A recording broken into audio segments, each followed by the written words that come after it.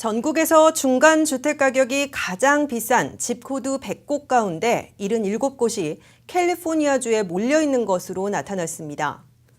LA타임즈는 부동산 데이터베이스 프로퍼티 샤크가 지난해 집코드별로 중간 주택 가격을 조사한 결과 이같이 나타났다고 오늘 보도했습니다.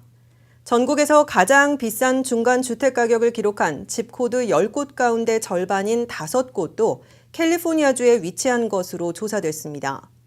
캘리포니아주에 이어서 뉴욕주가 중간 주택 가격이 비싼 집코드 19곳을 포함해 두 번째로 많은 집코드를 포함했습니다. 캘리포니아주와 뉴욕주 외에는 중간 주택 가격이 비싼 집코드 2곳 이상을 포함시킨 주는 없었습니다.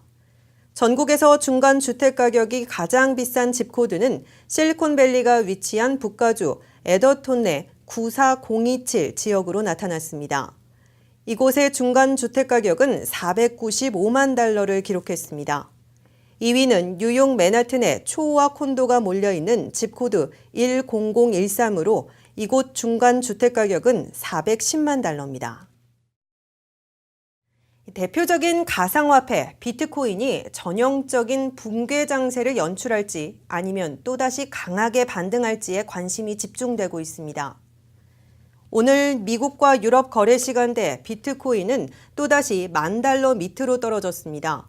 CNBC 방송에 따르면 비트코인은 한때 $9,230까지 밀려 지난 12월 고점 대비 반토막이 났습니다.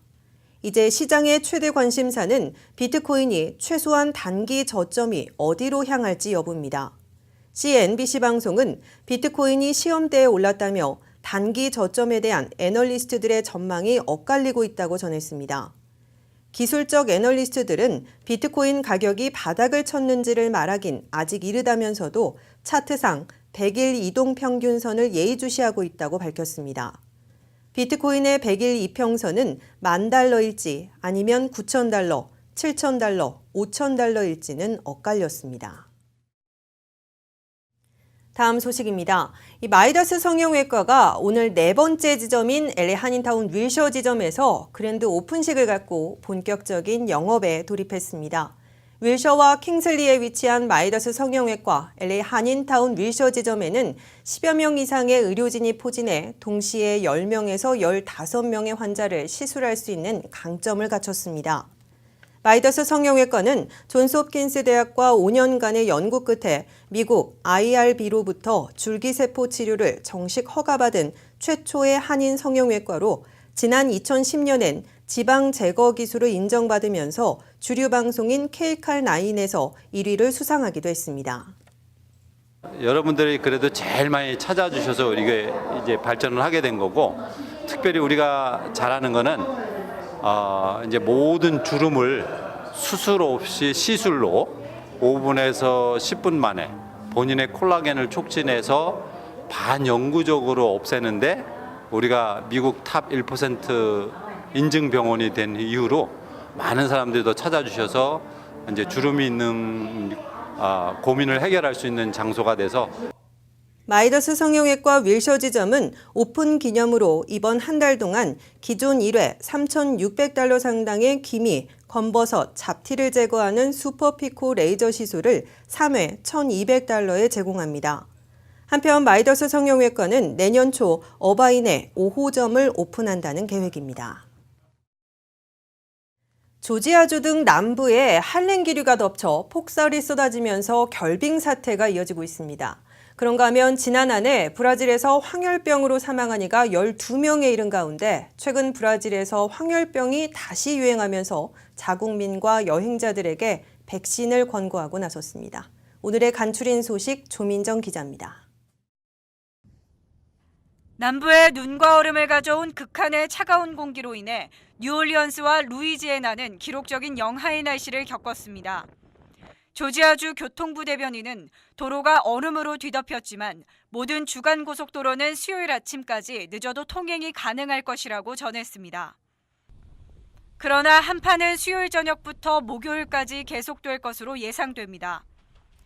반면 애틀란타 교외에 거주하는 주민들은 눈으로 덮인 길 위에 골프카트 썰매를 타며 흔치 않은 눈의 계절을 즐기기도 했습니다.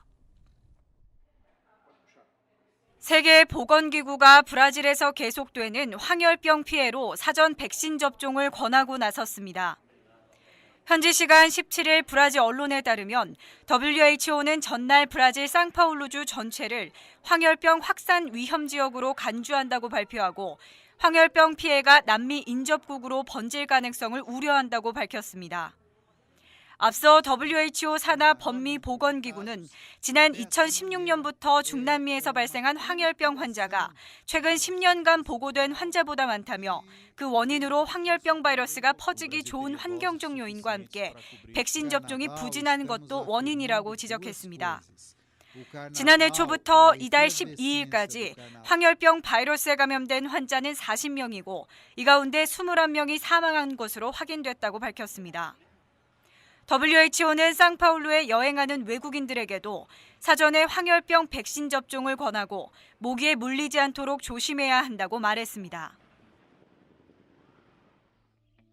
멕시코 동부 지역에서 세계에서 가장 긴 수중 동굴이 발견됐습니다.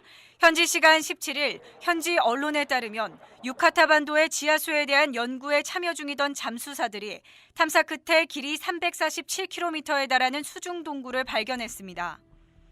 잠수사들은 킨타나 로주에 있는 해변 리조트 도시인 툴룸 인근 지역에서 263km에 달하는 삭악툰 동굴과 83km 길이의 도스오스 동굴이 연결된 것을 확인했습니다. 전문가들은 이번 발견이 고대 마야 문명에 대한 해석과 이해에 도움이 될 것으로 기대하고 있습니다. RKTV 뉴스 조민정입니다. 잠시 후 이슈 포커스가 이어집니다.